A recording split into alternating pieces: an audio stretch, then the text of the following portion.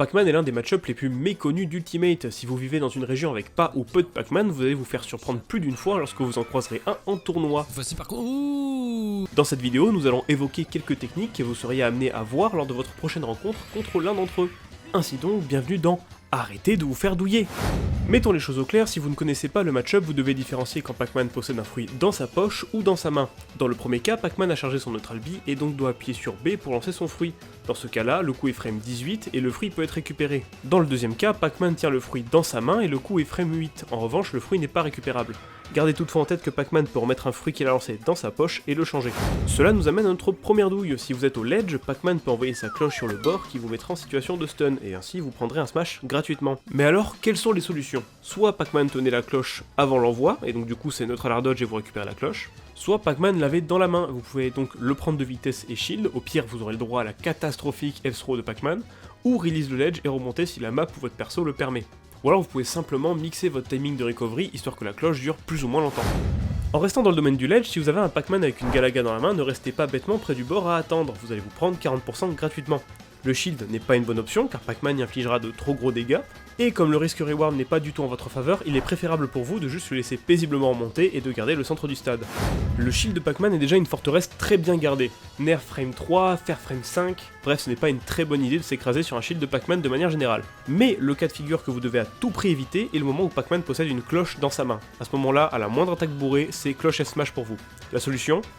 Bah ne bourrez pas le shield de Pac-Man.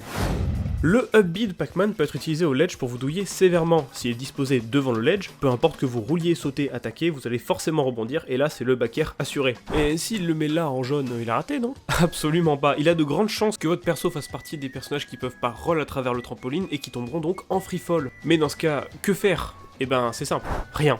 Attendez. De toute façon le trampoline va partir à un moment donné et Pac-Man ne peut pas vraiment vous attaquer à ce moment-là.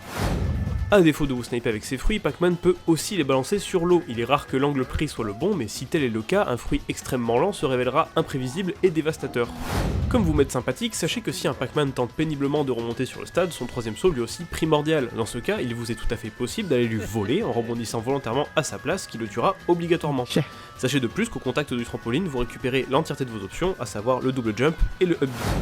Personnellement, je vois beaucoup de Pac-Man poser leur hydrant et mettre un back air dedans. L'hydrant possède 15% de vie et le back air de Pac-Man lui permet d'angler son hydrant avec son prochain coup, que ce soit jab, tilt ou smash.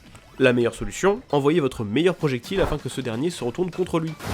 Je conclurai cette vidéo en vous disant que ce n'est pas en voyant cette vidéo que vous allez devenir des maîtres dans le match-up de Pac-Man. Pour savoir affronter Pac-Man, il faut affronter du Pac-Man. Pour cela, n'hésitez pas à DM certains d'entre eux qui seront sans doute ravis de vous répondre. Un grand merci à vous pour cet accueil pour le premier épisode, je m'attendais à ce que ça soit plutôt osef et finalement il y a eu beaucoup de réactions. Également un grand merci à Nas et Donny pour leur aide lors de l'écriture de cet épisode. N'hésitez pas à les contacter pour bosser le match-up Pac-Man parce que c'est des mecs vraiment super sympas et je pense qu'ils seront ravis de vous aider. Pensez également à les suivre et en particulier Nas qui propose des threads sur comment affronter et comment aborder le match-up Pac-Man, donc ça peut être très intéressant, tout sera dans les descriptions. Également, pensez à me suivre sur YouTube, le format risque de devenir de plus en plus long et Twitter ne me permet pas les vidéos de plus de 2 minutes 20, donc merci beaucoup et à la prochaine, salut!